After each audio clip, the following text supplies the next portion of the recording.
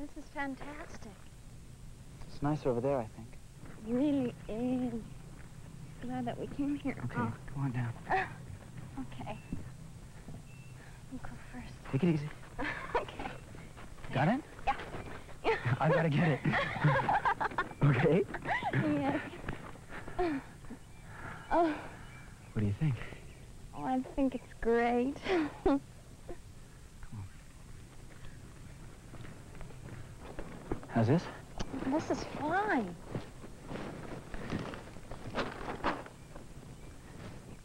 You want some help? I think I got it. Okay.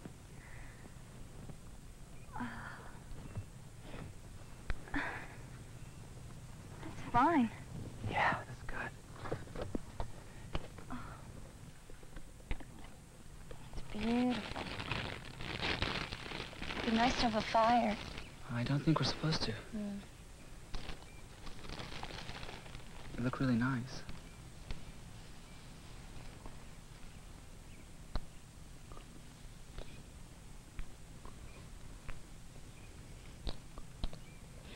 I'm starved, aren't you?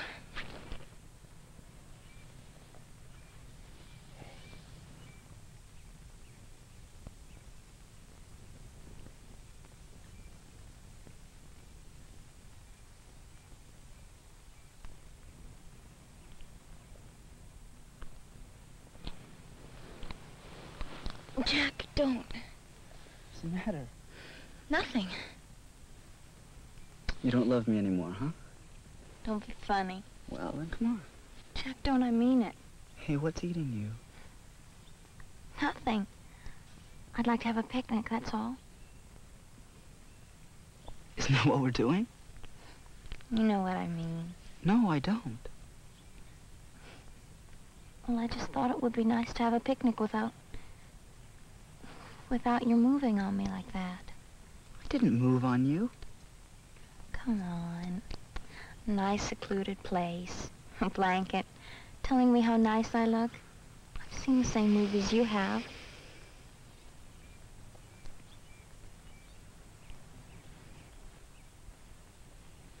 Let me see. There's tuna fish, and there's a bologna. What kind do you want, Jack? I don't care. Come on, Jack. Well, what if I did move on you? So what? It's just that it didn't... I don't know, I thought we were going to have a picnic. It's so beautiful. I thought we'd sit and eat and talk and have fun, you know? Sure, so did I. Let's do it, okay?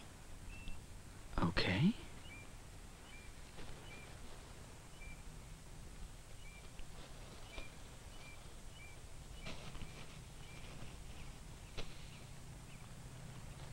Is it that bad? No, it's all right. I'm just not very hungry. Where are the Cokes? We left them in the van. I'll go get them. It's okay. I really don't want any.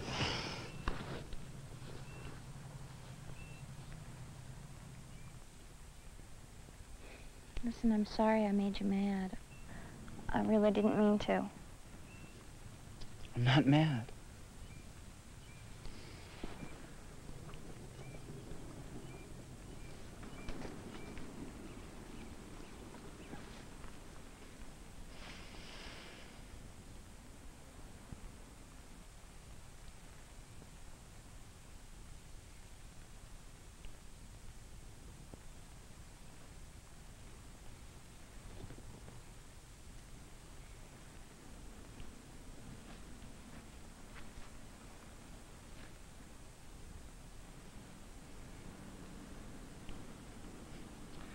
Should have brought some beer. Picnics aren't any good without beer. Why didn't you? Because I knew you'd bitch if I did. I wouldn't. Jack, come on. Come on. You know, you're just like my little brother. When he doesn't get what he wants, he pouts.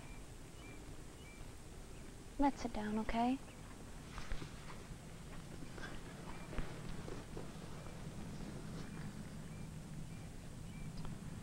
Picnic has sure turned out great, hasn't it? I know. I'm sorry. So am I.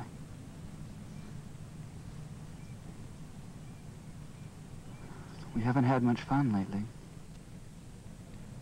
I know. I don't know what's wrong with you. Me? Yeah, with you. You're the one who's changed. I mean, for 6 months, things were really going good. You know, we were getting it on and everything, and... Well, I haven't taken out another girl in months. But now, you make me feel uncomfortable even when I touch you. Or anything, like it was wrong. I didn't mean it was wrong. I just said we don't always have to end up making out, that's all. You never used to complain. Maybe I don't remember too well, but I thought we were in love. I do love you. But, well, sometimes you treat me like sex was the whole point of everything. I mean, we could do other things, too.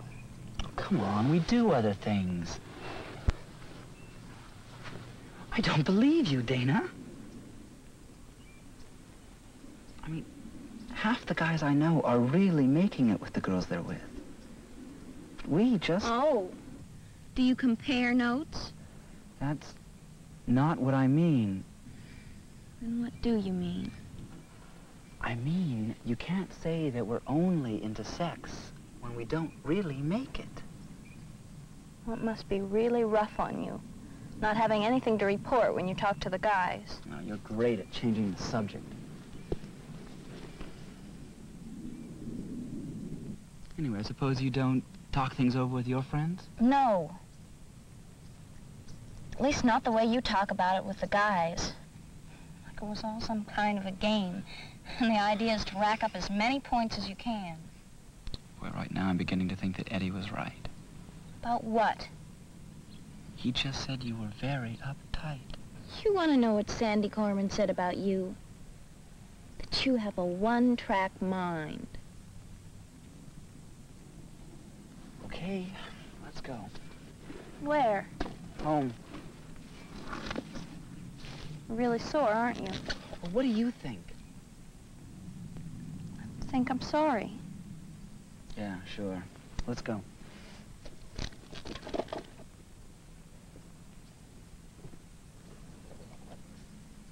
The way you're acting proves I'm right.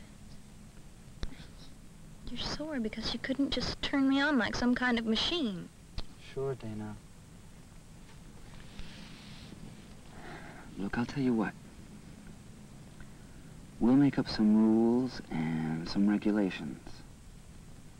And whenever we meet, we'll talk about heavy things like religion and philosophy. And then, when you feel more like a person, maybe we can hold hands a while, okay? Now get off the blanket, will you? Are we still going to the movies tonight? I don't know. Well, are we going to do anything anymore? I don't know. Will you get off the blanket, please?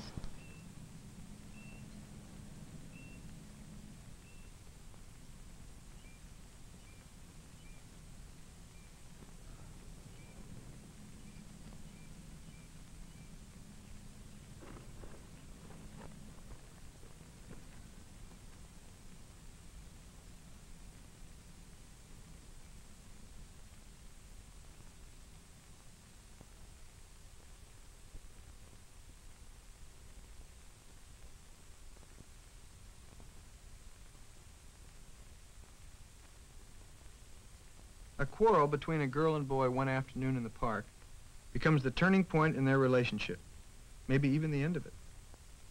There are any number of ways you might think about such a confrontation. We hope the film would start you thinking about what boys usually expect from girls and what girls usually expect from boys, and how and why those expectations can be so different.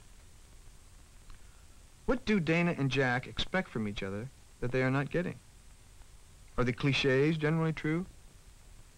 Do most boys' expectations come from seeing it all as kind of a game with making out the whole point of the relationship? Does a girl usually expect something else? A more lasting commitment? Do girls encourage expectations in boys that they don't intend to fulfill? Now, Dana believes that boys compare notes on their conquests. The implication is that they encourage each other to regard girls as objects to be pursued, as things rather than persons. Is that really how boys talk with one another? What is the difference between the way boys talk about girls and girls talk about boys? Do girls also use boys as objects? Remember Jack's outrage at the very suggestion he might be doing anything wrong or insensitive? It suggests that he regards his own behavior towards Dana as perfectly normal and natural. Well, is it natural for boys to make out at every opportunity? If the girl objects, does that mean she's uptight, maybe neurotic, not as feminine as she ought to be? A lot of people seem to assume that the difference between what boys and girls expect from each other are natural and inevitable, rooted in biological differences. Do you agree with that? Or do we in fact learn how to behave? I mean, is there a lot of role-playing in it? Are boys and girls taught by movies, magazines, television, friends, and the adults they look up to that they should behave in certain ways? What does Dana expect that Jack isn't giving? She seems to be afraid of continuing as before with him and afraid of hurting or even losing him if she changes. What creates those fears? When Dana compares Jack to her kid brother, who pouts when he doesn't get his way, Jack is resentful. Would most guys react that way? Why does it make him so sore? Because it's unfair? Because there's truth in it? Or does Dana mean it to be a heavy put-down to his sense of masculinity? Suppose Jack and Dana thought it over and decided to really try and meet each other's expectations. How might that change their relationship?